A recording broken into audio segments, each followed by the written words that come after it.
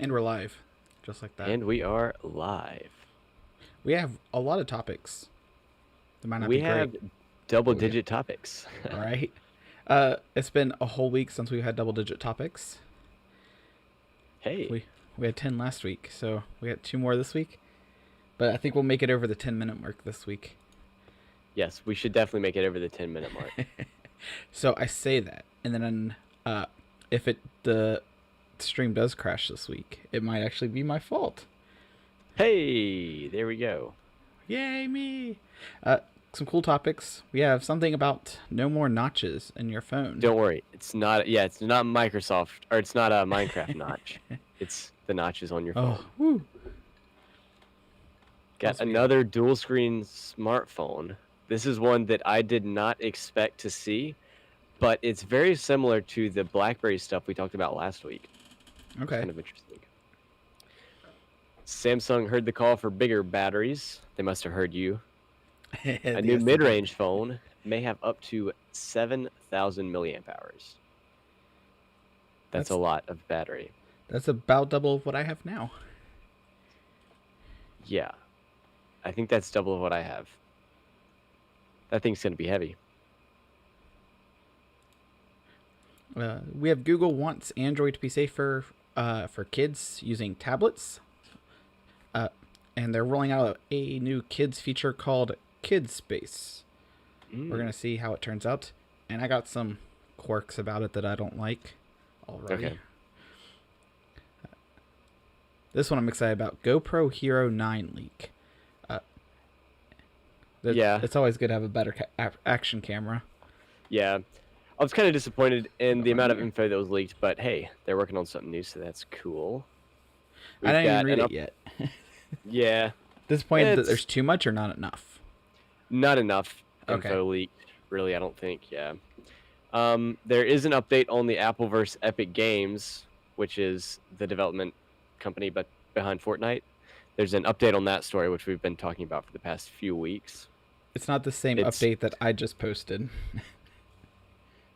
You posted another one? Number 7. Oh, yes. Okay, gotcha. Okay, I wasn't sure they were the same thing. I didn't open his article. I don't think so. I read mine and posted. I was like, we got one. Yeah, pretty sure it's different. All right, cool. Mine is PubG. Tim Sweeney is the CEO of some company that owns PubG.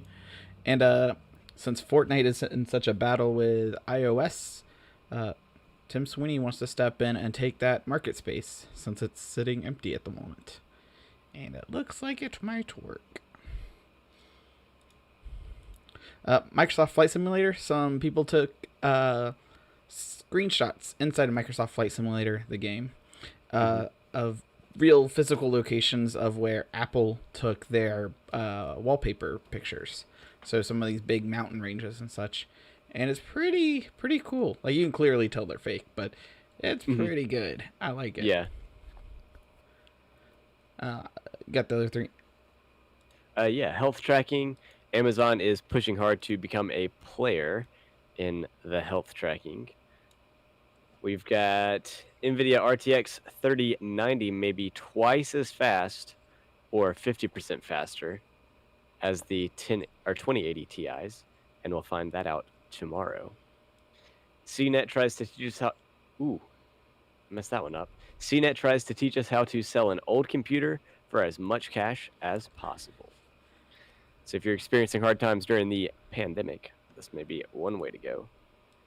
And finally, Facebook documented some of how its content recommendation system works. And we'll talk about it. It's not really that in-depth, but I guess it's kind of interesting. So I decided to throw that on there as well. Yeah, I'd definitely be interested to see how some of those recommendations work. Yeah. Especially for when I hit this ad is not relevant to me, or I see this ad too many times. Like, I do click on those because some of these ads are like, hey, I don't want that on my wall. Yeah. So we'll talk about that. Starting off with no more notch. Forget the iPhone 12. This phone maker just killed the notch. I think we've actually talked about this, but it's been a long time. Yeah, I would totally be okay with no notches. I didn't mind the forehead or the chin. Yeah, me neither. I'm not really a big fan of the camera on the screen, which is what I Okay, currently have. that's what I have too. There's just a whole punch hole. But this is a company from China called, I believe they're from China, called Xiaomi or Xiaomi, and they're hiding the camera underneath the display. Okay, yeah, I believe we have talked about this. If we We have haven't, talked about it, but it looks like they're a lot closer to actually getting it on the market. So they're aiming to bring it to mass market next year. Da da da da. The idea looks Yeah, pretty so simple from their image. yeah, it makes sense. I think it'll be cool. Yeah. So if you don't understand the image, for the ones that don't spend their life on a computer, each one of these sets are pixels. So each pixel has 3 diodes: the RGB, red, green, blue, and then let's say this will be a normal display area, and the pixels take up pretty much the entire allotted space that it's given. Mm-hmm. And then a normal under display camera, it's showing that they only do one set of diodes per 4 pixels, which would make it so that the camera can actually shine through the screen. Otherwise, you would just be taking a picture of the back side of your screen.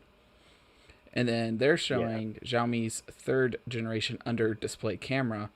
They're just shrinking the pixels. Or not, they're not shrinking the pixels. They're shrinking the diodes on the pixels. And that's these smaller ones. And I guess that would be enough to prevent screen door effect. So that's what they're showing here in the middle image, is a screen door effect. Yep, and it sounds like Xiaomi's already had kind of 2 generations of this technology. So, right? And the first 2 generations were more similar to that middle picture with the that screen door look. The 1 LED diode per like 4 pixels or whatever. Yeah. And didn't really look right. Whereas now, with the bottom picture, it seems to be looking better.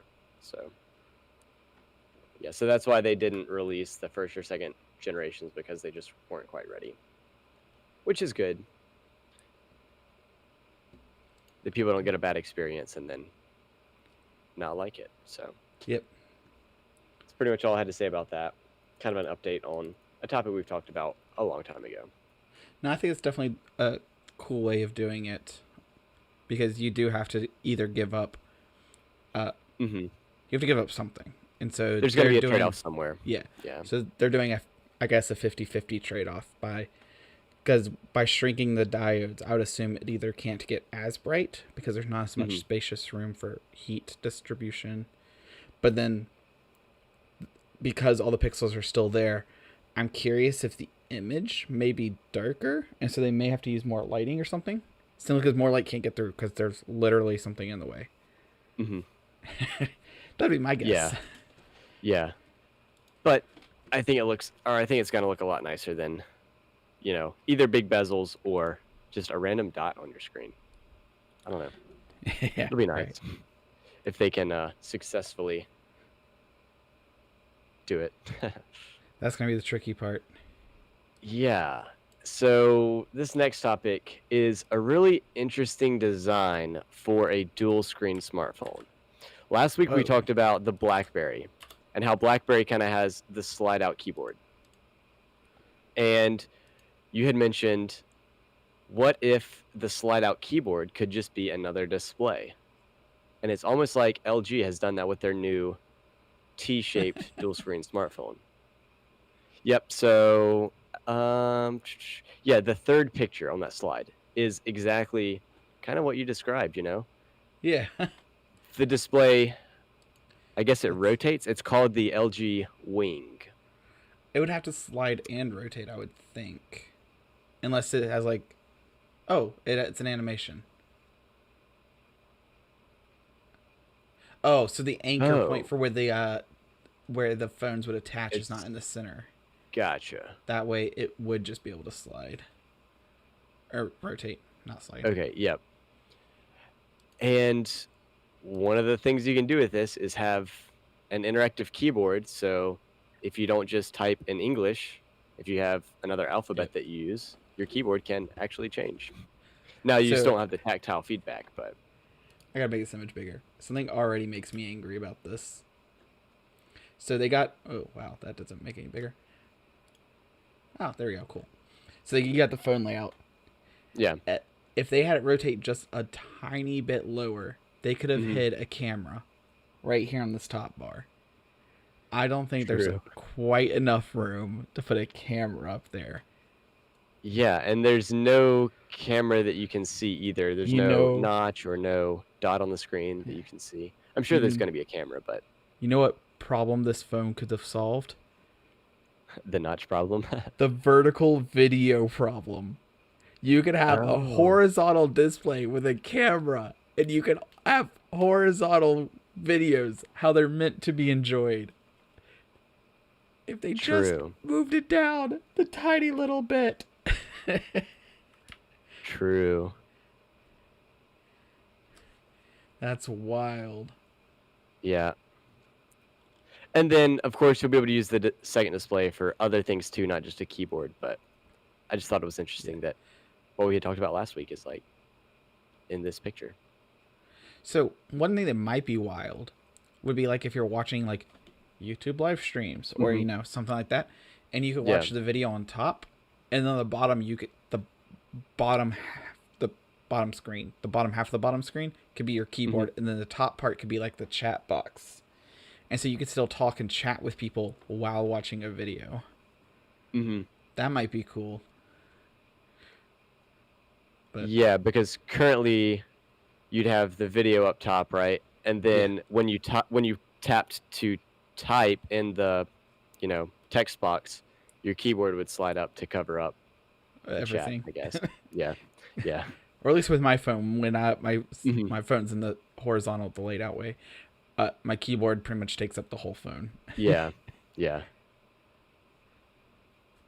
that's definitely a cool design. Yeah, I think they might be onto something. Yeah, I didn't really see.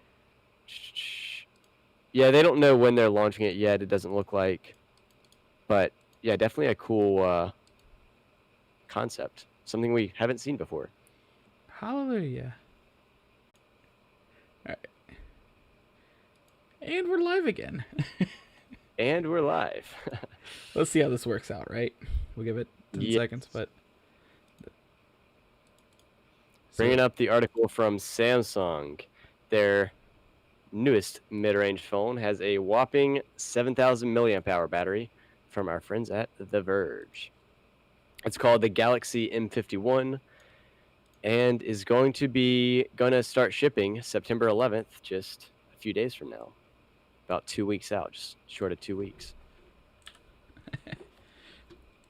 So, even though it says it's a mid-range phone, it looks like it's going to be costing around the $430 mark, which is a bit expensive for my taste. But yeah, I don't value phones that high anymore, I guess.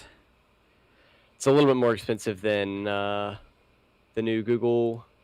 What are we at now? Pixel 5 is coming out this year. Yeah. But it's interesting to see bigger batteries coming out. Mostly because I found that I now use wireless chargers everywhere. So having I think I have 3,200 milliamps of power. And I find that's plenty with wireless charging everywhere. Because it's so convenient to just plop the phone down and charge it. Yep. So you're never really running low. But phone's going to have a lot of cameras. 4 cameras. On the back, right? 4 on the back, 1 on the front. Yep. It's got a main camera, an ultra wide camera, and a macro camera and a depth sensing camera. 6 gigs of RAM and 128 gigabytes of internal storage, and an octa-core processor. But I hope I don't want to buy that phone. Because if I want to buy it, it means something happened to mine. Yeah, and you just got your phone. Right? A few months ago, right? Yeah. Yeah. 4 or 6 months ago-ish. Yeah, right. That's. I think I got it. For, I got it pre-pandemic, right? I for don't see some it people, working. that would be a short time to have a phone. I mean, Right. wait, no. For some people, that would be a long time to have a phone because they get new phones all the time. But for us, that's Right. not very long. Okay, I got it beginning of June. So yeah, I haven't had it long at all. Okay, yeah. Coming up on 3 months. Speaking of not having it long, kids with their Android tablets. It's like it doesn't last very long, but nonetheless, Google is trying to make a Google's Kid Space. It aims to make Android tablets more kid-friendly. It seems like most of this in the Verge article is pointed towards it being for Lenovo tablets first, which is good, I guess. But Google is wanting to roll it out to more devices in the future. So, like, it's a good idea. I can understand it. Samsung Yeah. already has a feature like this, I believe. I'll make sure it was Samsung. But the idea that there's like a kid space, and you can even flip it the other way and have it as a grandparent space, because that's usually, pretty equal Hmm. for devices. Uh, is like Windows had this type of feature or idea called administrator and not administrator. Okay. And I feel like trying to rebrand as like a kid space or, Hmm. a safe, enclosed sandbox operating system gets overly confusing too fast. Hmm. So I would be more happy if they're just like the full-fledged operating system and then the not full-fledged. But then to top it off, Windows gets even further using S mode. So you can get Windows 10 in S mode. I don't know what the S stands for. Secure, sure. Uh, but then you can have a Windows 10 admin, a Windows 10 user, and then there's Windows 10 admin in S mode and Windows 10 user in S mode, because Windows 10 is two different versions between S mode and not. Okay. And the biggest difference I know of is S mode. I believe you can't install any third-party apps not inside of the Microsoft Store. I believe that's the only difference, really, realistically. Gotcha.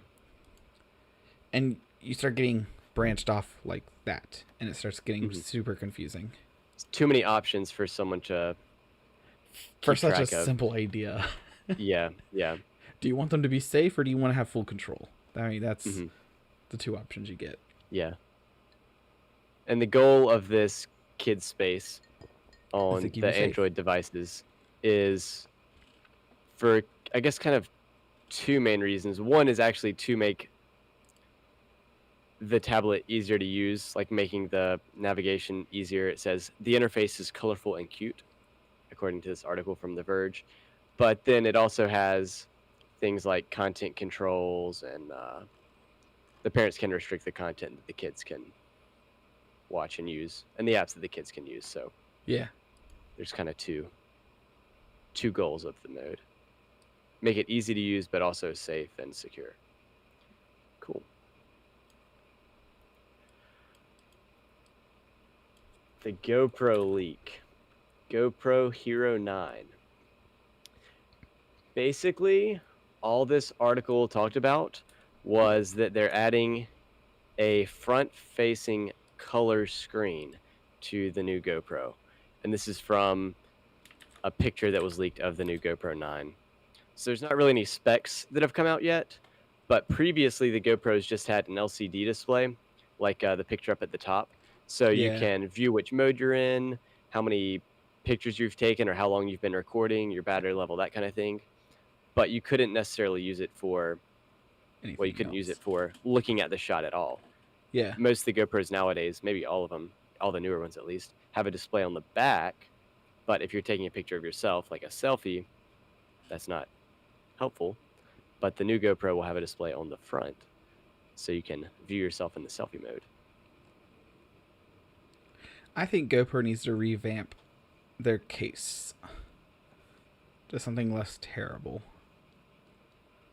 You mean the waterproof case or the camera Uh, itself? Yeah, the camera enclosure itself.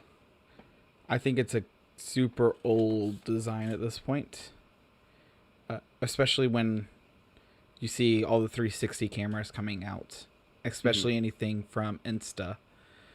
Yeah. Even Insta's GoPro competitor that's more like this, it has a more modern look to it that I like a lot more. Looks a little more appealing. And then GoPro's big thing is it's super rugged. But then it introduced with the Hero 8 was the non-replaceable glass, I believe, on the front. Oh, gotcha. And you're like, it's super durable until you hit a rock just wrong. Yeah. So That's true. I know. Go ahead. Oh, no, you go.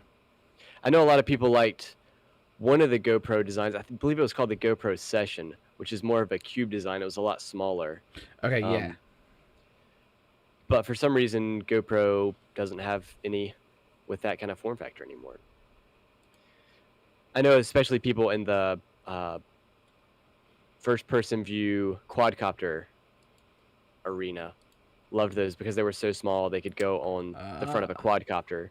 And when you're flying the quadcopter around, weight matters a lot, and so does size. So having a small camera like that was super nice.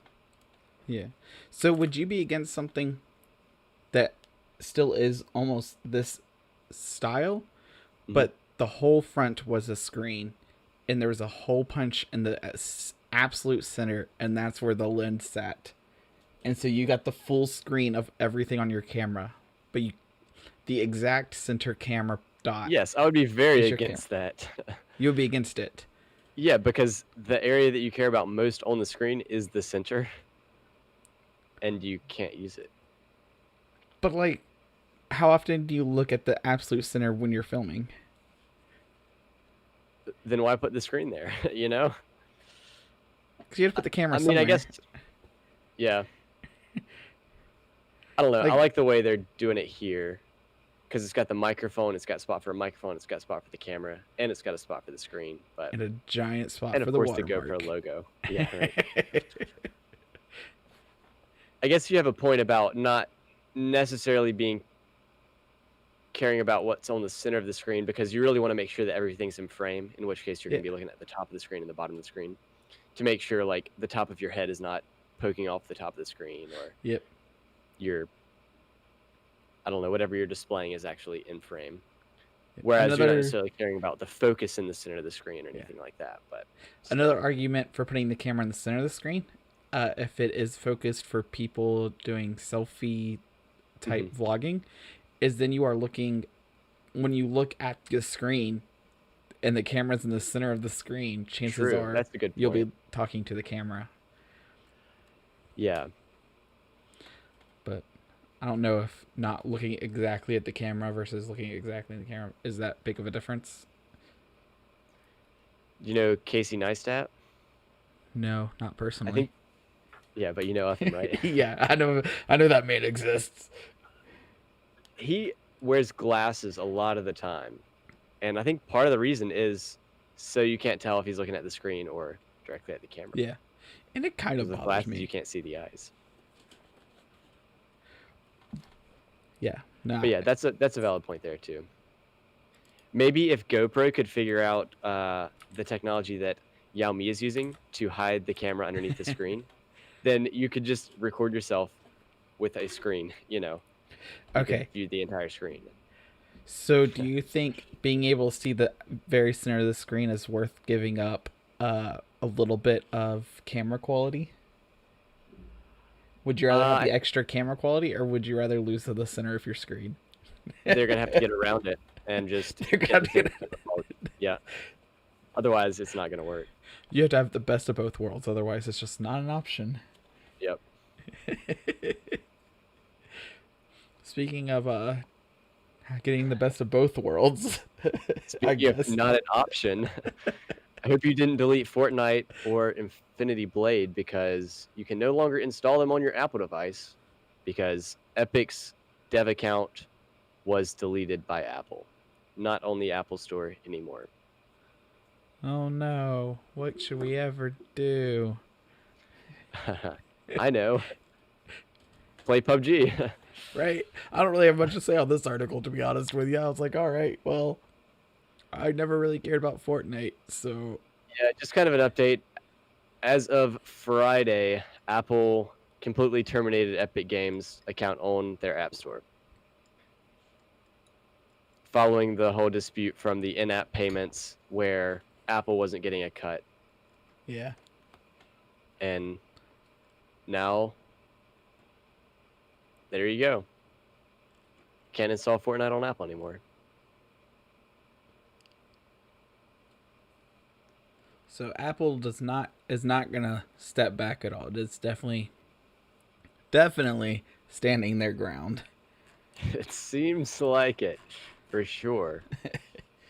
And I know that I think Epic was fighting with the Google Play Store on this issue as well, but I didn't see any updates about that. Yeah. So I think that ooh, that's yelling in my ear. I think it's more of like a side effect, like if we're fighting the one, we might as well fight them both. But it's not. I don't think they care about Google and the Android store. I think this is all just they want to go after Apple, and part of me is curious if they want to go after Apple simply because of the publicity of going after Apple. yeah, I mean, Like, are they going into it fully knowing that they're going to quit at some point? They're gonna be like, not. We got plenty of publicity. We'll bow down, and then everything will be normal. Or are they actually trying to change how the world's largest company works? U.S. based company works. yeah.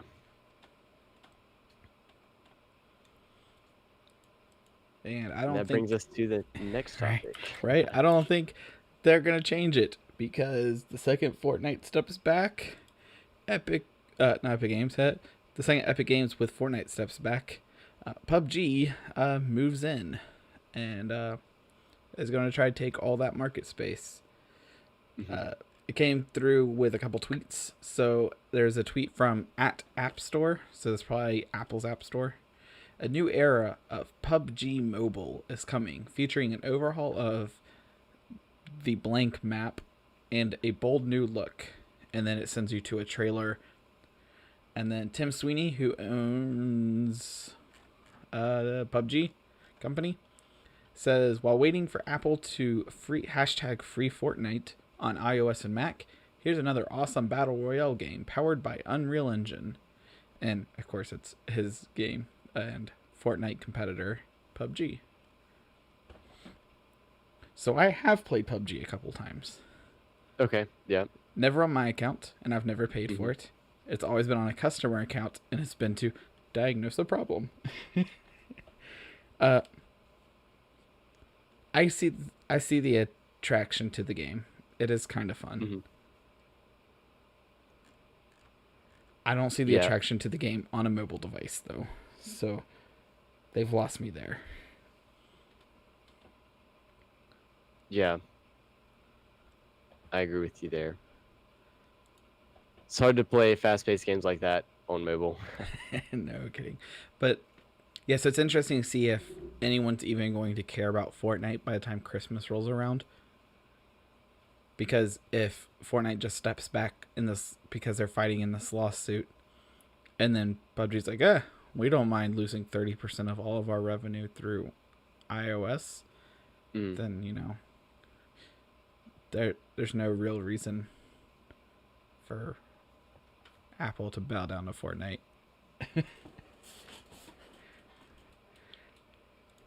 Yeah. I would say it's not looking good for Epic Games all of a sudden. No. At At least not on mobile, but you never know. Speaking this of video is brought to you by hey, that's us. Jmart Media and Nephew Tech. Wow, I almost completely forgot about it. Yeah, it's been exactly half of an hour. What? Speaking of not knowing anything about it and having a super hard time. So the stream split halfway.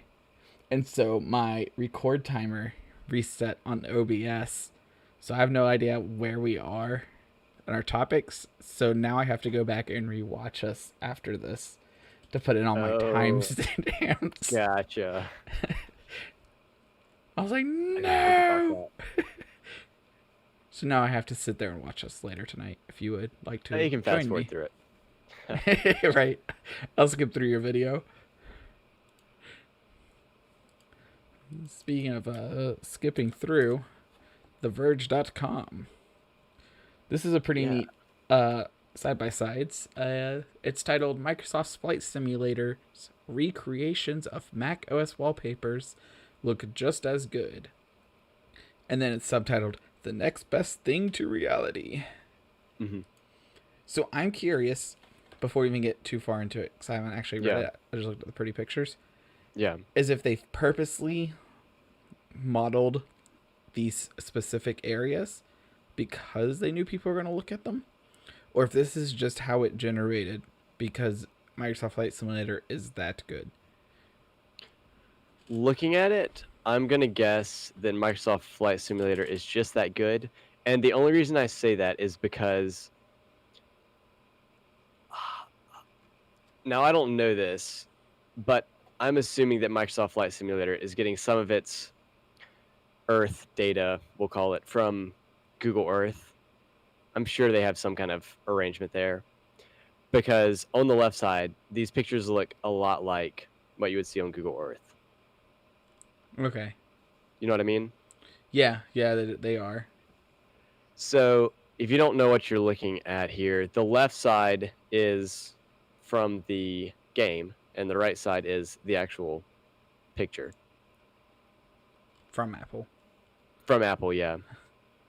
So it's And like the game you'll and see Apple. on the left side that the Earth is very curvy, and there's not really any sharp lines. Like the edge of the oceans that you Yeah. see, it just kind of curves from the ocean to the land. Yep. Kind of like a smoothish transition. And it looks very similar to that on Google Earth. Like if you fly around in the 3D view on Google Earth, or we've actually hopped into your VR headset Yeah. and flown around on Google Earth, That's and it's kind of nauseating. the same thing. Yeah, it is kind of nauseating. Looking down and looking around and Yeah. just Yeah, being up so in it the sky. probably is some type of satellite height Mhm. sensor something. Yeah, so it's like the satellite image, but it's kind of mapped to the height map from some other Yep. data source. That makes sense. And it's not so precise that they can get ridges. Like on the right side, you see how well defined it is at the edge of the water or at the edge of the cliffs in the picture of Yosemite. Yeah. Yeah, the But yeah, I mean, Yosemite it does look specifically really bad. good. They all look, I mean, good enough. It did take me a second on the first image to see Yeah. which side was fake. But when I knew what I was looking at, Yeah, you it was realized pretty that easy to it tell. wasn't artistically meant like that. Yeah. When I looked at it kind of a second time for longer, even without reading the caption, I could say, yeah, the left side is definitely in game and the right side is the real picture. But yeah, it does look really good. It's good job, Microsoft. I was very impressed. When you get HTC Vive support and you lower the system requirements really far down, let me know. And the skies look really nice too in the game. That's kind of cool. With clouds and everything. Man, I didn't even look at that. They kind of do. Yeah. Wow. Good job. And a lot of credit to Matt Birchler for setting up all these images, Probably took a while trying to find the right camera angle and the right position. Yeah. Kind of neat. It definitely had work to go behind it. Yeah. So this next article I didn't read, but I like the title of it, so I stuck it in there. It is, I'm equally excited and terrified of Amazon and Fitbit's newest wearables. And the reason he talks about is quite interesting. It's Android Central. So apparently by putting in enough, data about your body, it can give you a body composition. And so it'll give you like a 3D model of what your body probably looks like in case mirrors aren't an option, I guess. Like, I'm a little confused there. Like, but uh, one good point he put out was people with deformities. Hmm. Where was it?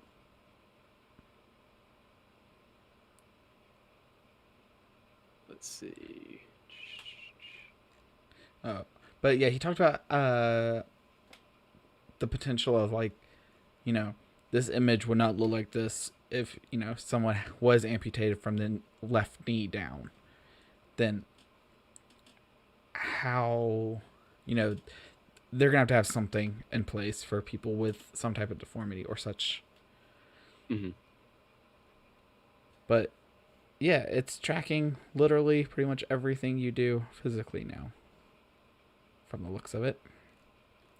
To the point that they're confidently giving you a body model and telling you body fat percentage, weight, and giving you a picture of what they think you look like. What would be interesting in the future is if they could use this data, because at some point everything becomes commonplace, or Hmm. it doesn't survive. If this Yeah. does survive, if they could use this type of data to help track down criminals or something of that sort, so then instead of just having like a picture of their face, they can also be like, they're a size 34 waist. I mean, yeah, they could, but that's a pretty big invasion of privacy, you know? It's not invasion of privacy if you give it to them, though. If you give it to them with the understanding that it will be used in certain ways as well, I would say. I don't know. I can I almost mean, guarantee that the there's. police have tried to use Google Maps to track down criminals, and I don't know. That's You think it's too future. far fetched? No, it's definitely not too far fetched. It can definitely be done, but I would say that's, I don't know. Definitely can make you uncomfortable.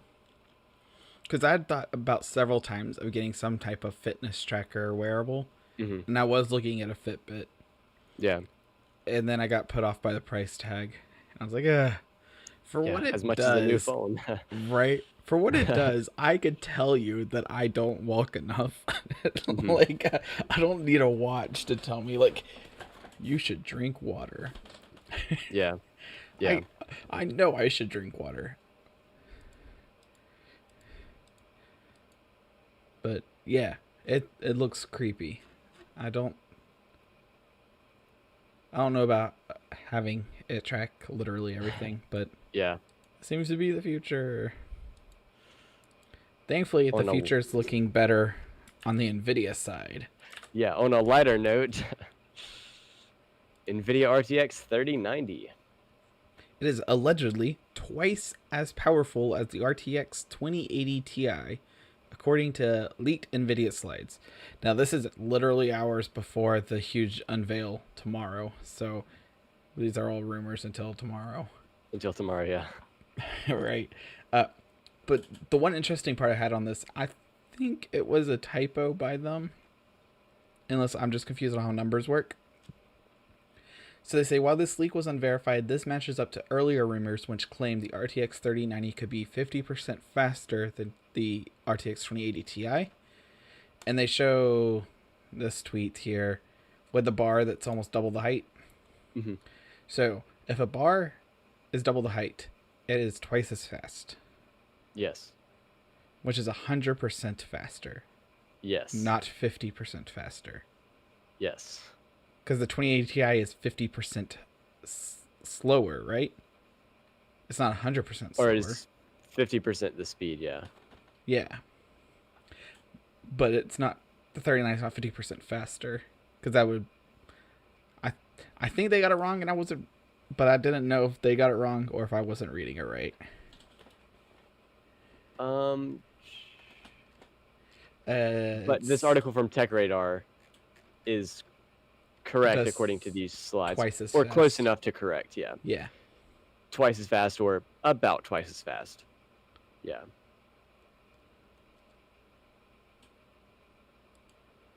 But that's really all I have to say about it, because I really don't want to talk about something that was getting revealed tomorrow. Tomorrow, It's yeah. What timing, right? Right. Yay us. But yeah, can't wait for tomorrow to see what it pulls out. Because it would be nice to see, the next revision of graphics cards be twice as fast as the last one. Yeah, that's a major step forward. Whereas usually it's just incremental improvements. Or even like the 2080s weren't even that much faster. It was really just the RTX, right? Yeah, I believe so. But now I'm thinking about it. I don't know if the 2080 Ti was released last year. I think it was the year before. September 27th, 2018. So it has been 2 years. Yep. 2 years. But still, that's a big improvement over 2 years.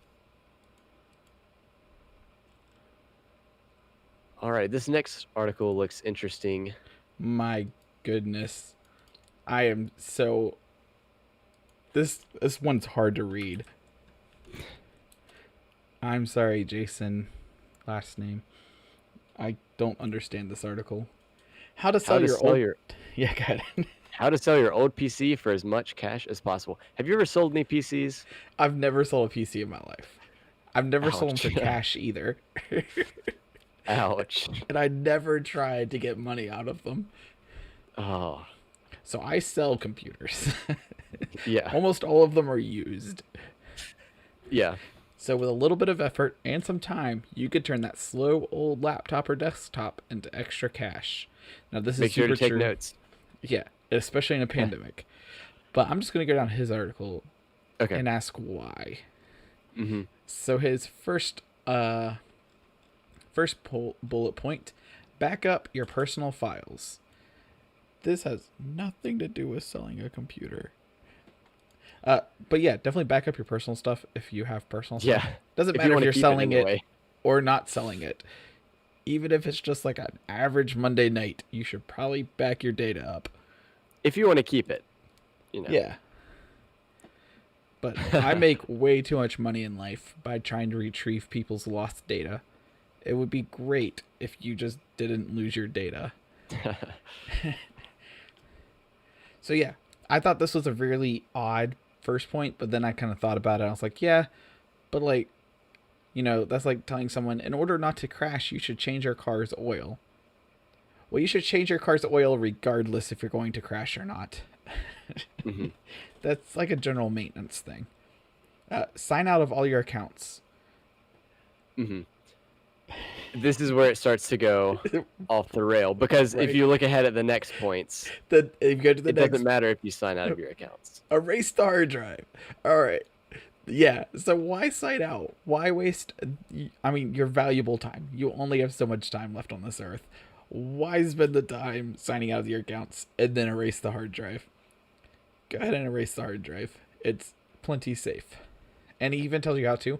It's pretty straightforward. Honestly, if it's in Windows 10.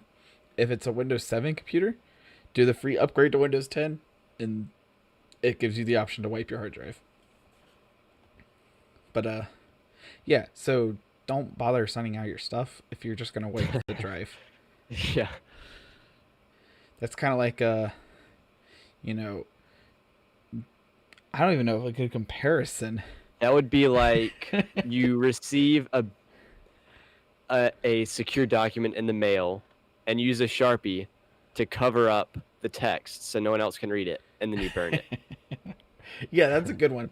Yeah, whiting out the document before burning it. Yeah. His next step is find your system specs. So this is important to know, just in general, but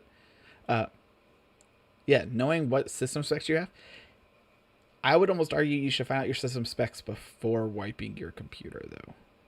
Because if you find out, like, your computer has 2 gigs of RAM, it may be worthwhile to go ahead and try to get 4 gigs of RAM in there before even bother selling your computer. Because if it's not good to anyone, then Mm-hmm. what's the point of spending your time trying to make it good?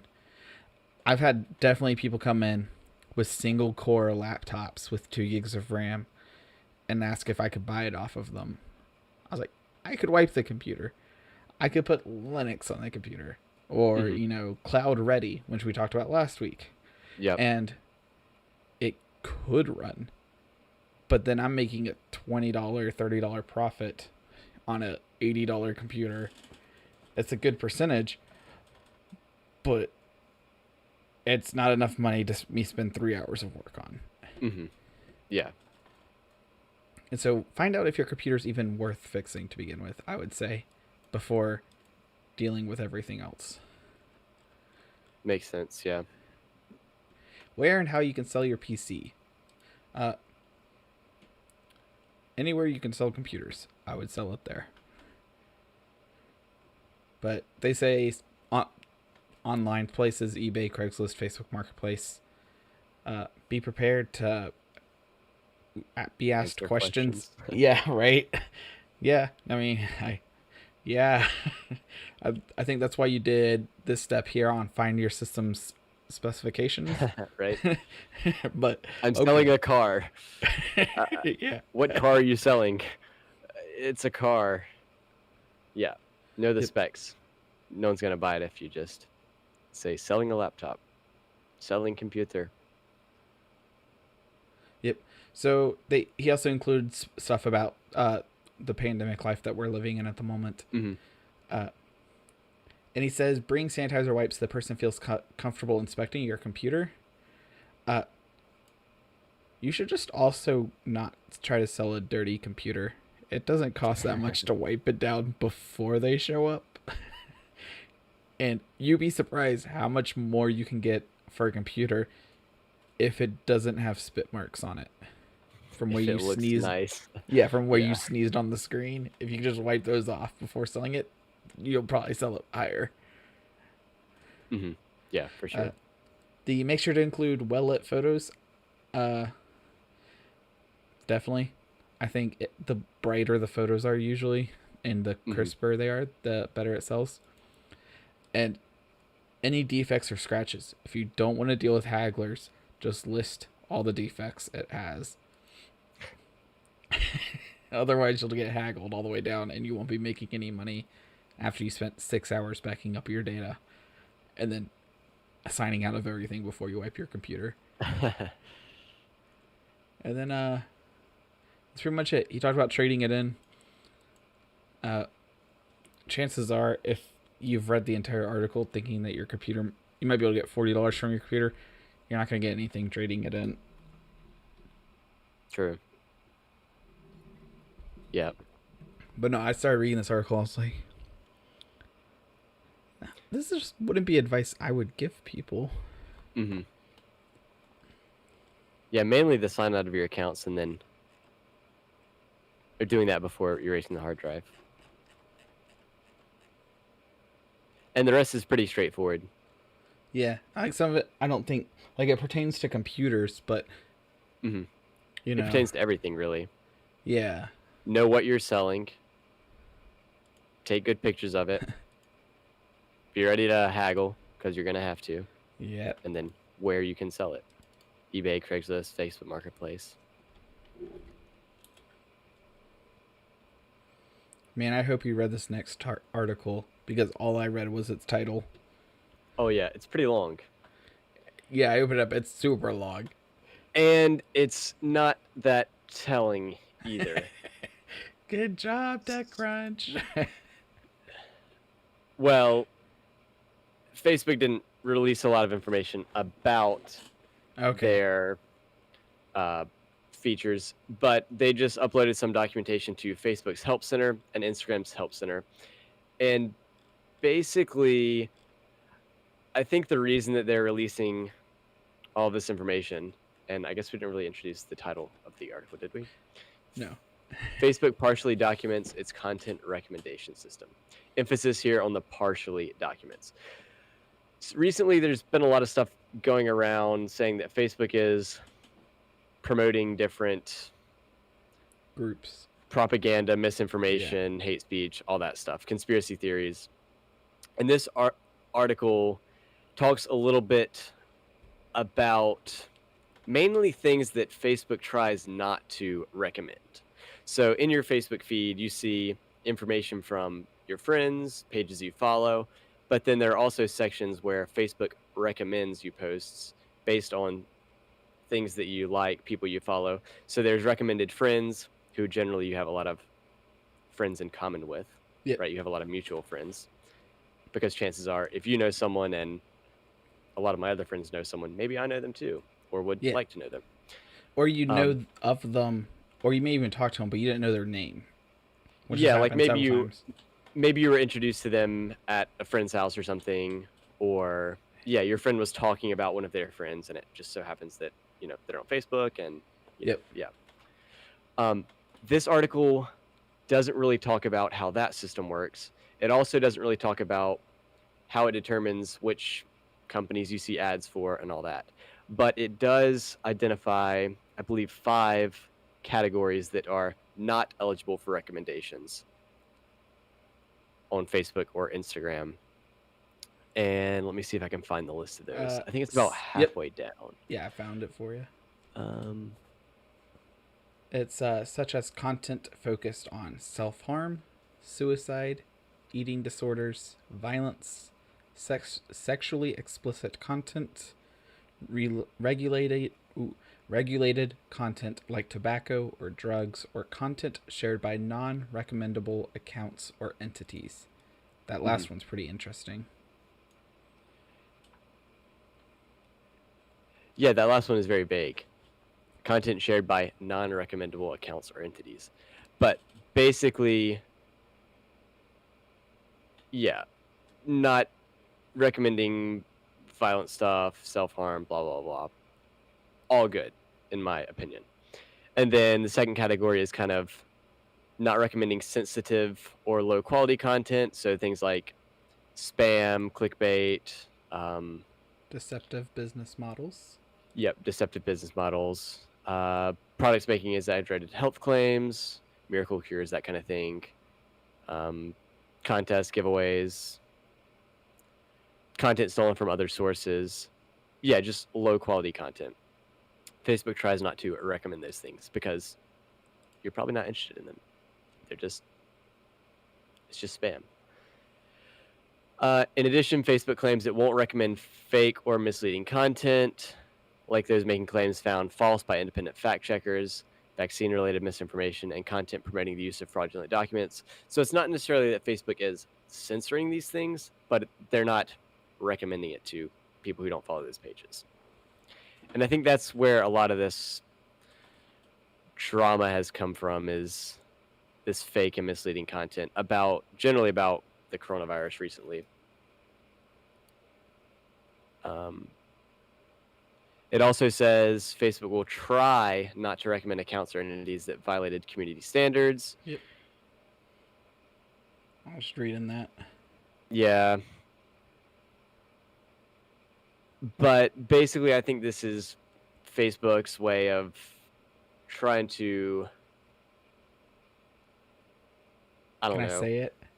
Act like they're doing something to prevent these things. They're trying to clean out the swamp. Drain the swamp. Yeah. I had to. But yeah, I mean, that's pretty much what it looks like they're doing. They're trying to get rid of anything that's not more factual based, or things that you would want to see, or at least show that they're doing what they can to reduce this stuff. From Facebook's perspective, it's impossible to completely moderate however many users Facebook has. Like, it's just impossible. There's so many people. You can't have... Yeah. It's never going to be perfect. But I think this is Facebook's way of saying, hey, we're trying our best here. Like, sorry it's not perfect, but... And I don't think there's anything wrong with that, personally. But... Interesting, nonetheless. Yeah. It's interesting. Would kind of be interesting to see more where they actually find the recommendation for your account. This is more like stuff that they don't recommend, but interesting nonetheless, like you said. All right. Do you want a really difficult question that doesn't completely retain to technology on this Sure. Facebook topic? Sure. All right. So, All right. since Facebook's starting to do this, where they're trying to Yeah. get rid of the non-factual and like the Well, stuff I that can think hurt they've people. I think they've always kind of tried not to recommend this. Yeah. But now they're documenting it to show that they're doing something about it. They're starting to show that they're I trying. don't think this is a new thing. They're Yep. just documenting it. So there's like the thing called like the Facebook echo tunnel or echo chamber, whatever you Echo want to call chamber. it. Yeah. Yeah, where people are friending other people that have the same ideal views, right? And so then it's like, oh, well, look, I have 6,000 friends on Facebook, and they all agree that this is how this should work. Should Facebook try to slowly change what things people see by like changing what is okay for on this list? So they're saying low quality content. Mm-hmm. If they push what some people consider low quality content onto them, if you see enough of it, it will slowly start changing your mind, or you'll go to an extremist of one side or the other. Yeah. But do you think that they would have the technology and I guess the AI power at this point? I don't even know if you can call it manpower. Yeah, right. If they have the AI power to be able to start slowly like changing, instead of trying to change the people, you just try to change the echo chamber. And so you're like, hey, this view that this whole echo chamber kind of disagrees with, it's going to start making more sense for you to start agreeing with it and trying to shift, because there is enough people on Facebook. And that's one of the downsides, that if they are changing things like what you can see, or what they're recommending, so it's not what you can see. Theoretically, you could still see all of it if you searched for it, but instead of what they're recommending, if they started slowly recommending you something a little bit different, and they just kept feeding you a little bit of over a years of time. But I don't know. Yeah, I definitely think it's a good idea to see both sides of the story. Really, any story, whatever it is. Because I've personally even changed my mind on some topics. That's a good thing. That's not a bad thing, people. It is a good thing. Yeah. Yeah. Simply because someone posted something, and then there was, and I'm going to say an argument, that there was several posts about why each person thought they were right. I was like, I agree with that, but I don't agree with that. Now I agree with it. And they fought out all their arguments, because I'm pretty terrible with words, if you didn't notice over the last year and a half. And being able to see people argue for me, if you want.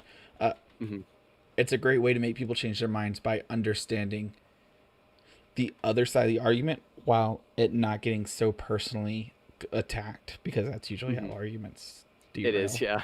Especially on Facebook. Yeah, right? Yeah. I don't know. It's hard to think of how the AI would actually have to work to filter that out. Because the way I see it is like, if I follow say a kayaking page, and you follow a kayaking page, it makes sense for you to be recommended as a friend to my Facebook account, because we have some of the same interests. Okay. Yeah. But then when that diverges to, you like politician A and I like politician A, so we're both recommended to be Facebook friends. It's hard for the AI to filter that stuff out. That makes sense. You know what I mean? Because at the end of the day, it's just what I'm interested in and what you're interested in. And it's kind of trying to push, well, I mean, this article doesn't really go into this kind of stuff, but I assume it's trying to push people who are interested in the same things and have some of the similar friends. It's trying to push them together. But it's hard for the AI to kind of filter out, I don't know, is this like an echo chamber situation, or is it just, hey, they have some mutual interests? Yeah, because on that one line there where they said they would stop recommending stuff shared by non-recommendable accounts or entities. Hmm. That makes me think that there's some type of scoring system for accounts. Yeah. So like Hmm. you do have some type of social Would score. like a politician be a non-recommendable account? Yeah, like where is Yeah. that line?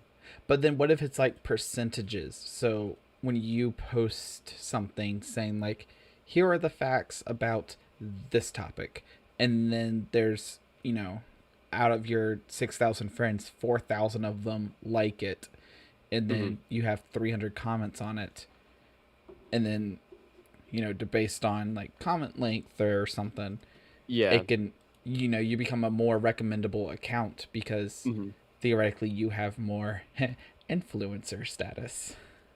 Yeah, as opposed to just a low effort page which posts a meme every day and Mm, maybe some people like it, yeah. but a lot of people would just ignore it. Then you could say, hey, this doesn't have a lot of, what does YouTube use? Doesn't have a lot of interaction or whatever. Yeah, whatever that Mhm. whatever that is as Yeah, we stream to YouTube. yeah, yeah. Um, as opposed to your post, which has like 60% of the people who follow you like the post. So Yes, yeah. it you can just say from those numbers, this one's probably more quality because the same amount of people saw it, but more people like this one on a regular basis. Yeah, it wouldn't surprise me if some of that stuff is in place.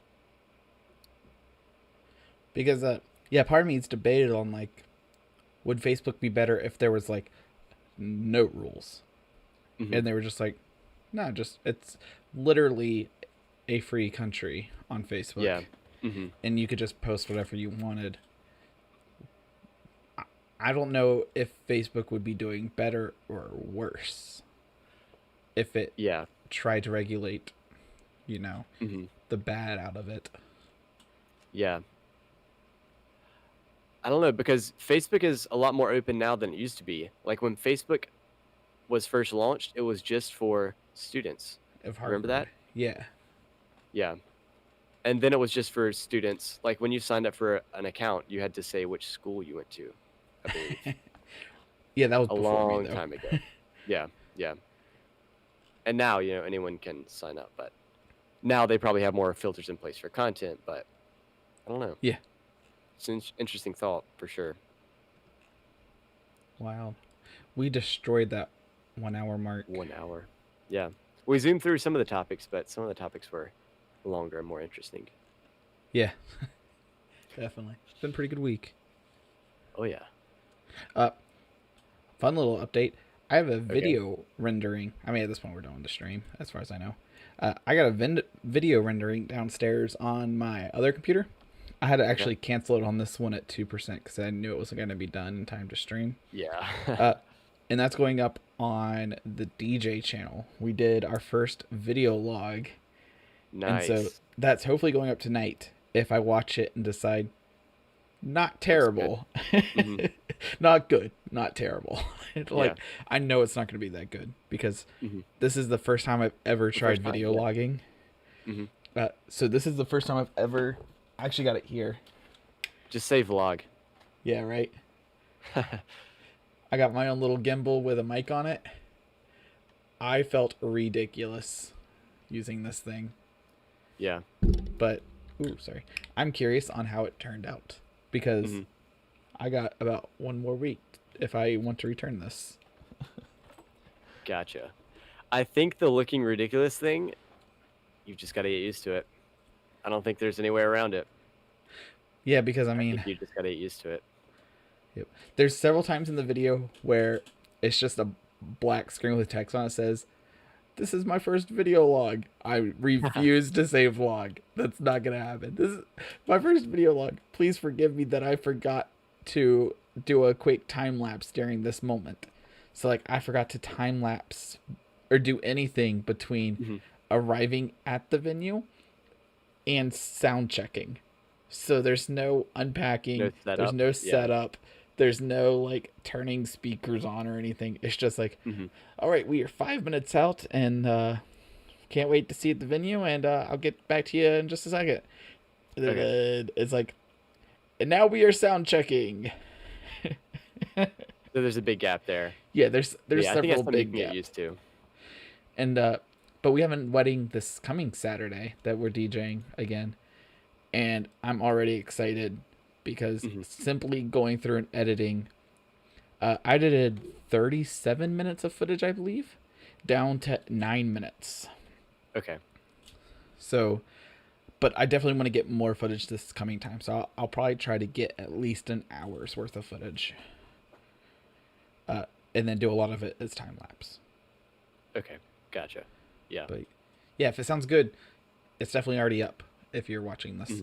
And then if it doesn't sound good or look good, then I'll probably re-edit it tonight. Otherwise, Makes that's sense. I made a video this week, guys. Nice. I didn't. Thanks for showing me up again. Are you going to link your channel in the description? I'll probably link it next week. Okay. Yeah. Makes sense. Yeah. Otherwise, you just kind of have to search for it. There's only like a million channels by me. Right? I don't even know how many channels I'm up to now. 1, 2, 3, 4, 5, 6. Wow, up to 6. This is too many. I'm going to bed now. We'll Awesome. talk about it next week.